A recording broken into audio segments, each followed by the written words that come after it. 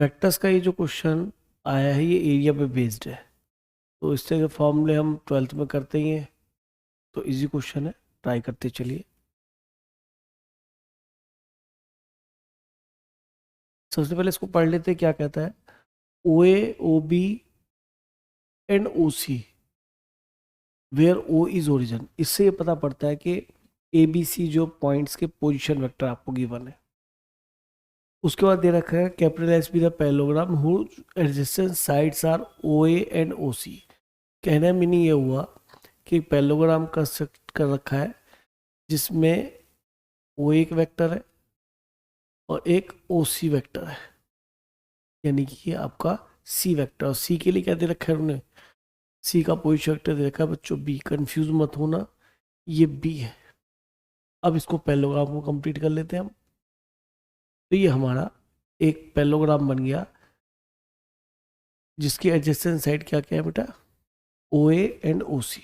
तो इसका एरिया तो हम जानते हैं, area of O A,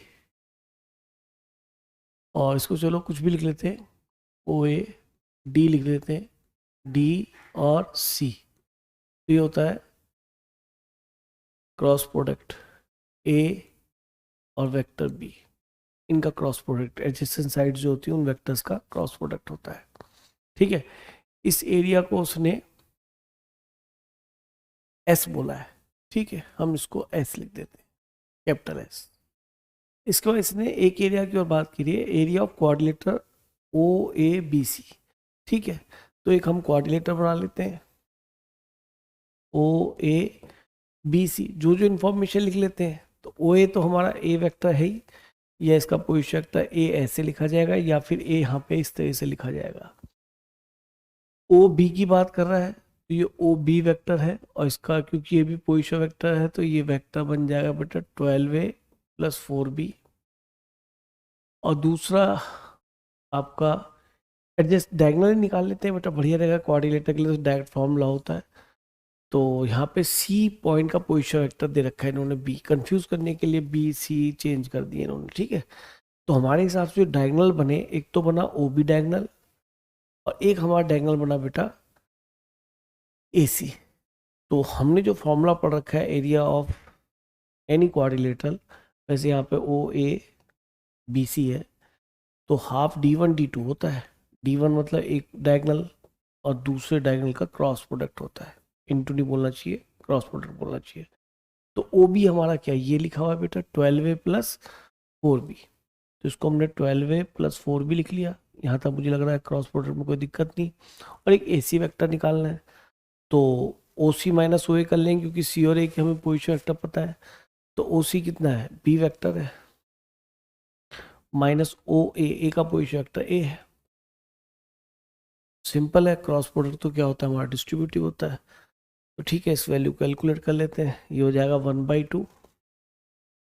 12a को डिस्ट्रीब्यूट करते तो 12a क्रॉस बी माइनस फिर 12a क्रॉस ए वेक्टर बनेगा। तो a क्रॉस ए क्या होता है, a क्रॉस ए हमारा 0 होता है, क्योंकि इसके अंदर एंगल बिटवीन देम क्या हो जाता है, 0। a का a के साथ एंगल 0 होगा तो sin 9 0 में जाएगा, तो 0 बन जाएगा।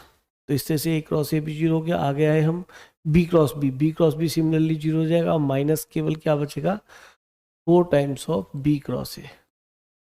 ये हमारा आ गया बेटा। और ये हम जानते हैं कि a क्रॉस बी और b क्रॉस ए में माइनस का चेंज होता है, तो यहाँ प्लस कर दिया, तो 4 times of a cross b बना दिया इसको। ठीक है जी, a क्रॉस b बना दिया। अब क्या बना, ये हाफ ऑफ, ये 16a क्रॉस b आ गया।